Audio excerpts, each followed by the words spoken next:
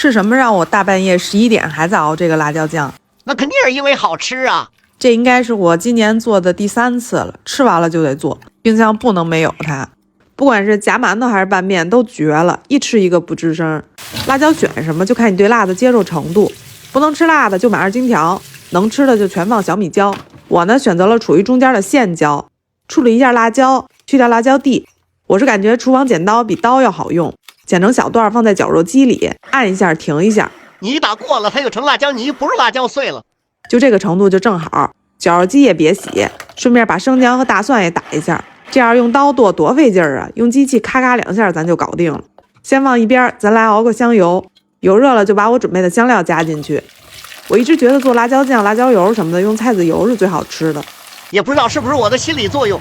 小火慢炸，炸到金黄色关火，捞出。这个时候油温已经降下来点了，倒入姜蒜末就开火，炸出香味就加辣椒，中小火先熬一会儿，炸掉辣椒里面多余的水分，也更利于保存。中间要经常搅拌一下。